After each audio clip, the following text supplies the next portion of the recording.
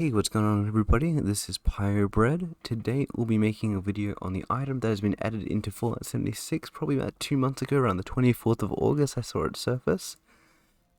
This is the Fusion Core Recharger, which is listed for 700 atom points.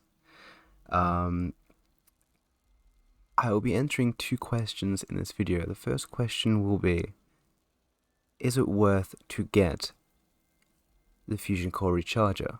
The second question will be, I'm a level 500 or a high level player that buys nearly anything that looks interesting in the item shop. I don't use fusion cores. What can I do with the fusion cores if I want to recharge them? Don't mind my screen. I have no idea why it's going red every few seconds. There might be an assaultron trying to get to me right now. Anyway, the second question is because there's something that has been added into the game that I have recently just learned, and I do want to bring that up to everyone's attention, which I will be answering that. I will be telling you guys what I want to tell you near the end of the video. Let's go ahead and start off with the facts. You can store a maximum of 4 fusion cores in the fusion core recharger at once, and it takes an hour to charge to full, it's quite a while. I personally don't use fusion cores. I would much rather go to a player vendor and buy them, because I see them averaging between 36 to 70 caps for a fully charged fusion core. So I usually just buy a bunch of those if I will need them in the future. I use power armor. I barely use power armor. I have a pretty the build I'm using at the moment I don't really need power armor. I'm a goddamn tank as far as I'm concerned. But if you're a player that uses power armor quite frequently, and you do or don't have the sturdy frame perk, which allows you to move quickly without draining the fusion cores very fast, I personally don't think it's worth it unless you don't use power armor often, because you can't make more than one of these fusion core recharges at once. You can only have one of these per camp, and you can't have them in your survival bunker. So it is wild to wait an hour for 4 cores to charge. So I personally think it's a lot better to either try to make a fusion core, which is quite difficult as at the same time if you don't know how to, or you don't know how to farm the resources in an adequate way. I know it's quite easy to make plasma cores, which is quite upsetting. It's very easy to make those. Oh my god!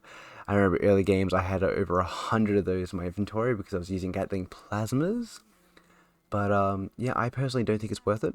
Um, unless you wanna not use fusion cores too often. I remember early game for me personally, I was using power armor as well as using a Gatling laser.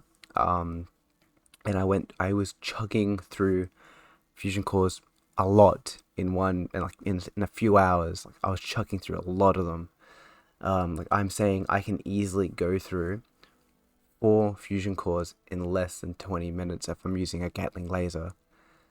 You see, if you're using a Gatling laser, I know a lot of the older players, they tend to go on the fixes, the melee weapons. I use melee at the moment, bloodied weapons. No, I don't see a lot of higher level players using Gatling lasers. I see a lot of them using Gatling plasmas, if anything. I believe that's an adequate answer to my first question. My second question I'm going to be answering now is, I'm a high level player, or a very experienced player, that likes to buy near everything that looks interesting in the item shop.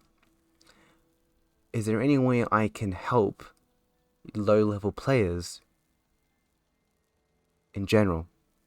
Now, I see a lot of people dumping stuff in the blue chest, which is located just outside of White Spring Station. It's a blue chest, which is just located right there.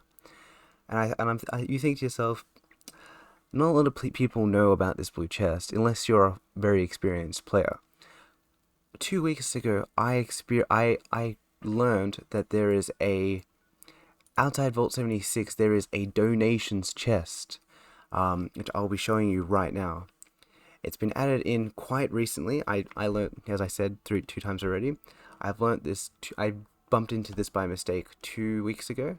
If you go down these stairs outside of Vault 76, there is a donations chest, and you can donate near anything you want to help the lower audience. So if you have ammo that you don't need, you can go ahead and dump it in there. Whatever you don't have, go ahead, just instead of dumping it in the blue chest, I do recommend going to Vault 76 and dumping it in the donations crate. My mistake.